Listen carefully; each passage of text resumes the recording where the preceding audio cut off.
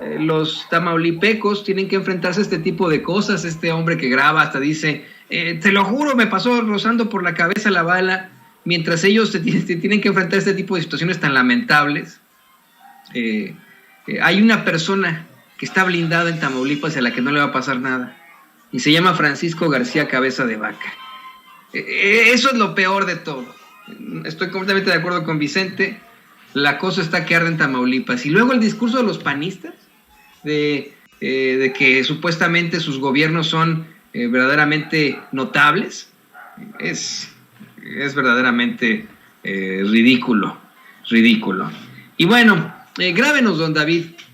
Le quiero dar la bienvenida a una amiga de este espacio y a quien también admiro muchísimo en redes sociales. No he tenido la oportunidad de conocerla en persona, pero ya se nos hará. Ya se me hará conocer a mi colega abogada, especialista en Derecho Electoral y colaboradora de Sin Línea MX, a la licenciada Laura Ceballos Alcázar.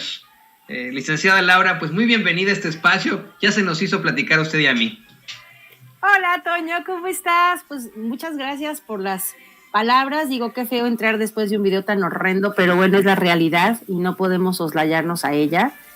Y pues lamentable que haya quienes hacen caravanas con unas policías que presumen de ser maravillosas y son nefastos entre los nefastos. Pues, Toño, henos aquí, ¿cómo estás? ¿Cómo está tu pequeña? Bien, ¿qué le parece que empezamos? Antes de ir con su tema, ¿qué le parece que empezamos con eso? No le voy a cortar, don David. ¿Qué le parece, licenciada Laura Ceballos, que platicamos precisamente de las hipocresías? Porque va ligada al tema que nos va a presentar. De las hipocresías panistas en estados que se están cayendo a pedazos. Ellos hablan y cuestionan constantemente la gestión del gobierno del presidente López Obrador. Cuando tenemos un Guanajuato que es el primer lugar en homicidios. Tenemos un Tamaulipas, también panista, que acabamos de ver, se enfrentó a una serie de enfrentamientos, de violencia. Tenemos a un Querétaro del que se habla de mucha corrupción y de abuso a los indígenas, etcétera, etcétera, etcétera. La lista es larga, licenciada. ¿Nos puede dar su opinión al respecto?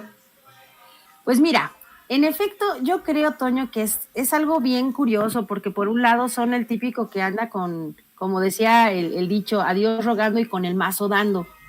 Son muy hipócritas, son de la rodilla pelada, son de llevar el crucifijo tamaño familiar por delante, pero son los primeros en aliarse y hacer estos actos de contubernio y de promiscuidad, que además suenan ambas palabras, y creo que no me dejarás mentir, parecen delitos bíblicos, ¿no? Que tenemos como cientos de años de ver que se repiten, y en México tal parece que esa cupulita política no se quieren desafanar de ellos, porque al final de cuentas son los que les reportan sus beneficios, sus maravillas de poder y de dinero. Entonces, para ellos es muy útil esta promiscuidad y este contubernio en los que están envueltos. Se ponen estas falsas etiquetas de soy bueno y soy bueno porque soy panista, y porque soy panista y soy buen católico, y con todo respeto a la gente que es católica, yo no tengo nada que ver con la gente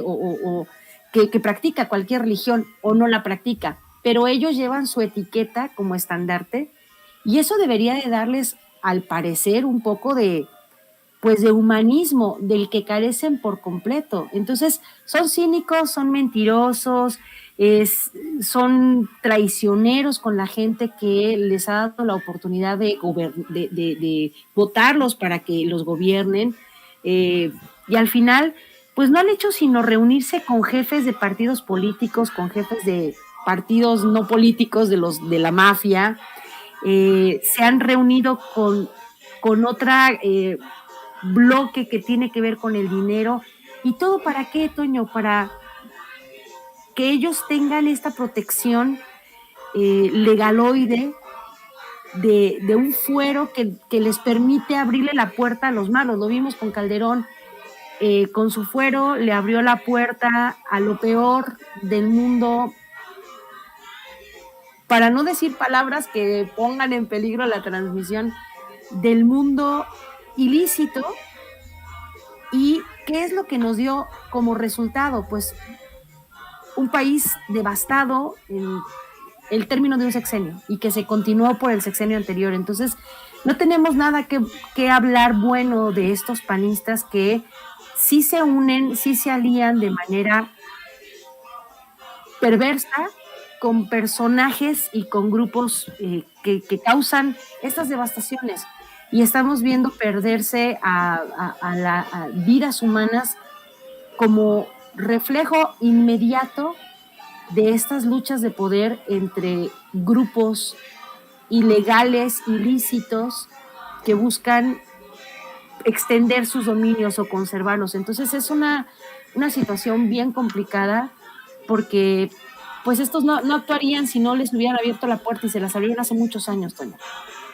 Y licenciada, le voy a pedir a don David que nos grabe con esto, porque en este contubernio, en esta promiscuidad política que ejercen esos panistas con los priistas, ahora con los perredistas, pues es algo que usted plantea y que me llama mucho la atención, un término que utilizan mucho los abogados para una situación que tendría que ser siempre pues en pro de la humanidad, en pro de los derechos humanos. La amparitis, para referirse a la serie de amparos que consiguen con tal de enfrentar al gobierno del presidente López Obrador. Amparos al cobijo de jueces, magistrados y ministros muy corruptos que les permiten pues bloquear grandes situaciones que ya fueron determinadas por otro poder, por el poder legislativo, o que permitirían, bueno, pues algún tipo de avance, pero que afectan los intereses de los mayores, pues de los más malvados que existen, de los que están en esas esferas del poder, licenciada.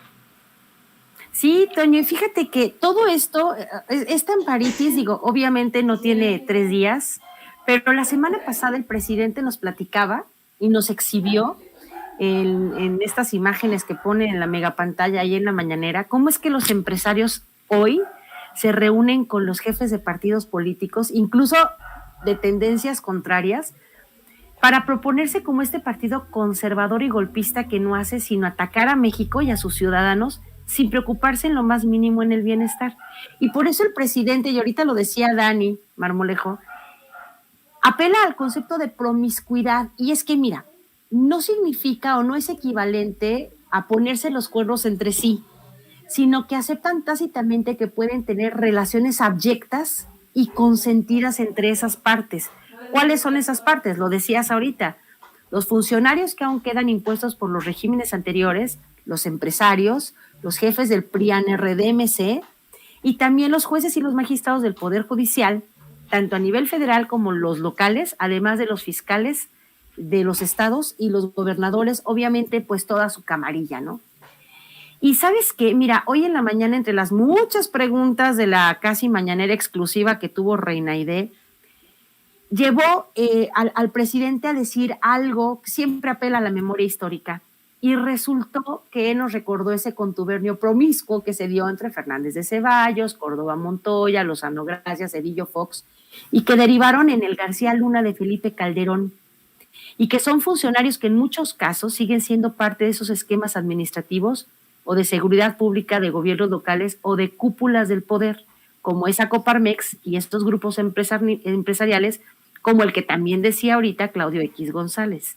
Y sobre la amparitis, es que lo que pasa que ocurre que los grados de impunidad que hoy protegen a esas lacras de la sociedad y de la política no son sino el reflejo o el resultado de un esquema legal que existe en México gracias a esas magníficas contribuciones de esos sujetos que en pasadas administraciones justamente hicieron todo lo posible por crearse un marco legal que a futuro les permitiera gozar de la impunidad, de esa libertad de pasearse como Juan por su casa, gozando en todo momento de ese malentendido fuero, por un lado, si son legisladores, o en el mejor de los casos, del derecho que tiene todo acusado de que se le respete su derecho a no ser denominado culpable hasta que no culmine el debido proceso que lo ampara como presunto inocente hasta que sea vencido en juicio. Y es que bajo esos esquemas es que se han operado cualquier cantidad de delincuentes políticos, electorales, funcionarios públicos de cualquier naturaleza, grado o jerarquía, y que son muy bien protegidos a través de ese medio de defensa que hoy es la base para la protección de los derechos humanos en verdaderas situaciones de violencia, como es el juicio de amparo.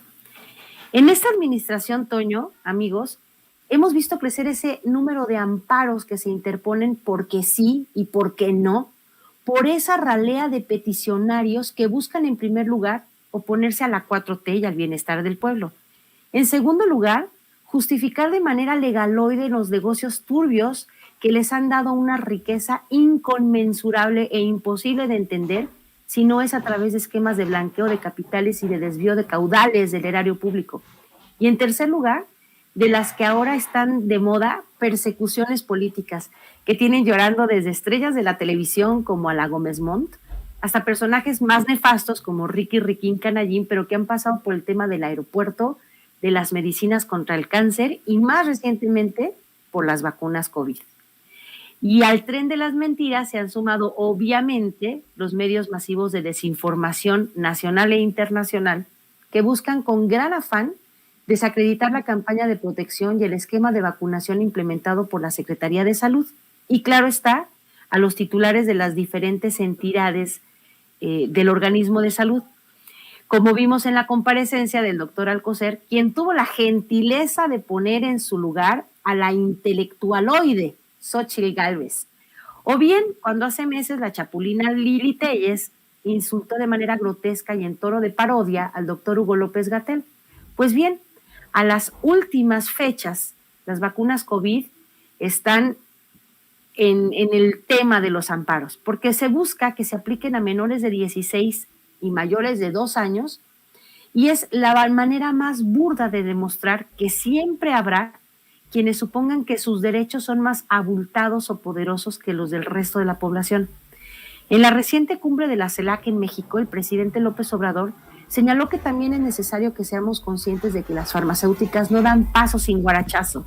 O sea, es cierto que a través de la vacunación se logrará poner un cerco a la pandemia para que en la medida que nos sea posible convivamos con el coronavirus y podamos retomar nuestras actividades en la medida que este estado de post-COVID nos lo permita. Pero también tenemos que aceptar que como empresarios de la salud que son, es para ellos imposible dejar de ver la ganancia en la venta masiva de vacunas. Y por más que se vea románticamente la idea de que todos los gobiernos tienen la misma visión humanitaria de aplicar las vacunas a los más pobres de manera gratuita, como se ha hecho en nuestro país, no debemos olvidar que las farmacéuticas han cobrado miles de millones de dólares o euros por esos embarques que han servido para llevar esperanza por todo el mundo y que no son precisamente hermanitas de la caridad.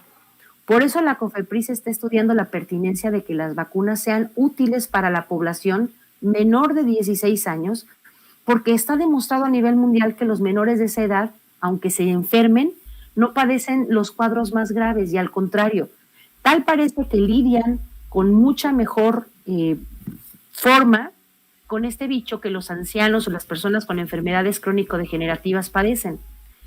La semana pasada, el periódico Reforma tuvo la osadía de hacer suponer a los menos ilustrados que ya se habían emitido suficientes amparos como para que las personas en términos generales casi pudieran imprimir las sentencias y llevarlas al centro de salud para exigir que a sus hijos no amparados se les aplicaran las vacunas de manera inmediata, porque en su nefasta concepción se tendrían efectos generales de protección, cuando en realidad, tal y como lo señala el artículo 73 de la propia ley de amparo, los efectos de este son exclusivos para quien los solicita. De hecho, se basaron en la suspensión provisional que se otorgó a favor de un menor de nombre Ángelo, que fue el primero, y de al parecer otros 50 amparos adicionales en los que se exigió la aplicación de la vacuna porque se alegó que esos menores padecían alguna enfermedad como leucemia o diabetes infantil, etcétera, que podrían poner en peligro la vida de esos menores.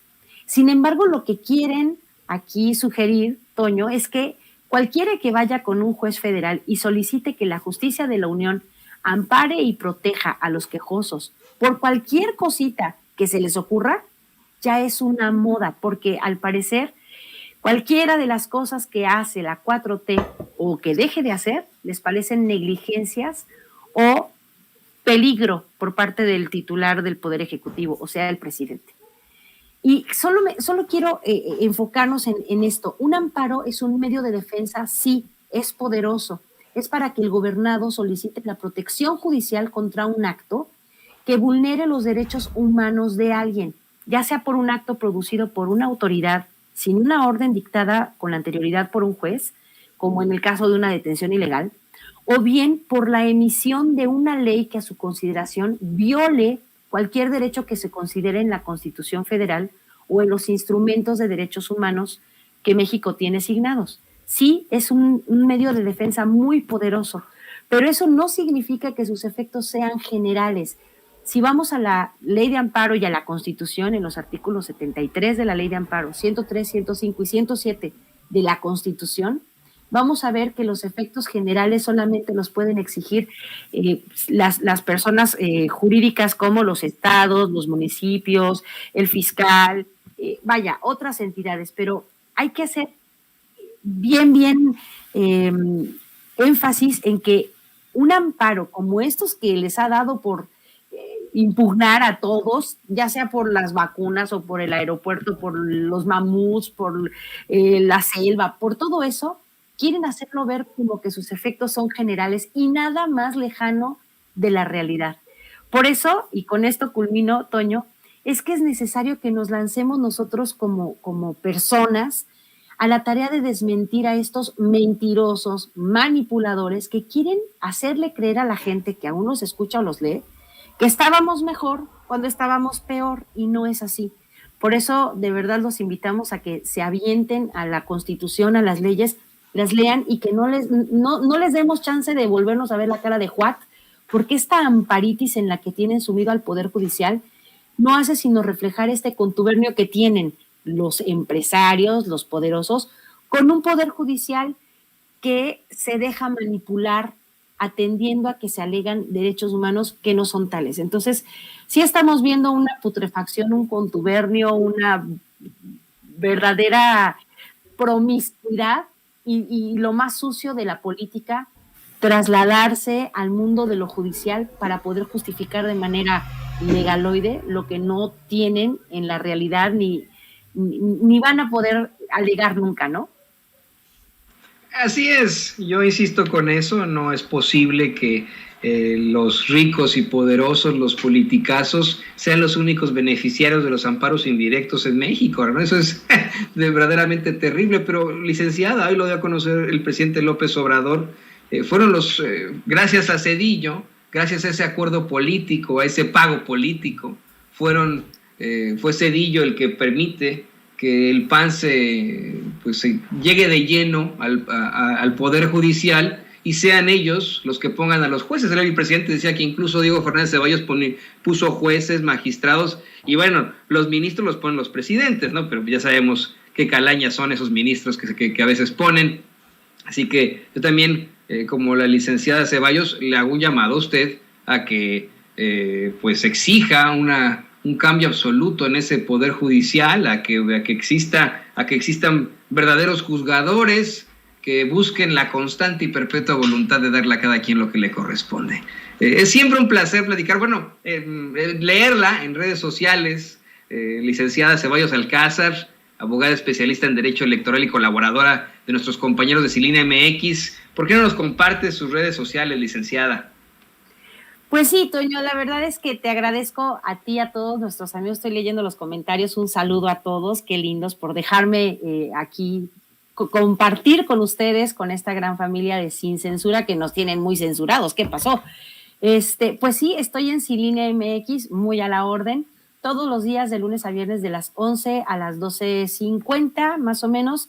Tenemos diferentes temas políticos generalmente, pero también tenemos la mesa dedicada los viernes a la salud y temas muy diversos. A mí me encuentran generalmente en el Twitter ahí dando de patadas, como @CeballosLaura, y también estoy en el Facebook, pero ahí la verdad es que nada más lo que hacemos es transmitir los programas, no tengo una página en la que yo conviva con la gente, así que generalmente en Twitter y aquí pues en las redes sociales de Sin Línea MX, y la colaboración que hacemos, que hago para el noticiero de los miércoles y los viernes en la noche, que se transmite lunes y miércoles a las 6 de la tarde a través de Sin Línea MX. Muchísimas gracias, Toño. No, gracias a usted, licenciada, un placer, y espero que nos toque una vez más platicar un día de estos, si no ya cuando vaya a México, ahí platicamos. ¿Cómo se llama su gatito? Ay, este tigre se llama Mío, es el güero, y tengo una pantera gigante de 10 kilos que está ya acostado del otro lado, que se llama Salem. Es el mes de él, de las brujas de Salem. Pues muy bien, pues ahí están intentando participar también en Sin Línea, en Sin Censura. Siempre tiene que brincar y tiene que estar aquí, es el gato filósofo, porque todas las clases, todos los diplomados, todas las conferencias, tiene que estar aquí encima de mí o atrás de mí, pero bueno, ese gato ya cualquier día se pone a hacer entrevistas también. Pues saludos a Mío y a Salem, a mí me gustan mucho los gatos también, y los perros y todo. Pero bueno, muchas gracias, licenciada, estamos en contacto. Muchas gracias, Toño, y dale un besito a tu bebé, que el otro día la vi en el Facebook, y bueno, está hermosa, divina, bueno, dale un besote enorme. Muchas gracias. Claro que sí, licenciada, muchas gracias. Gracias, hasta me sonrojé por mi chiquilla. Oiga, se nos está acabando el tiempo, vamos a una pausa, pero todavía hay más. Ya llega el queridísimo maestro de maestros en cuanto a la versada, don Zenén Ceferino, así que no se vaya a ninguna parte, regresamos en menos de lo que canta un gallo.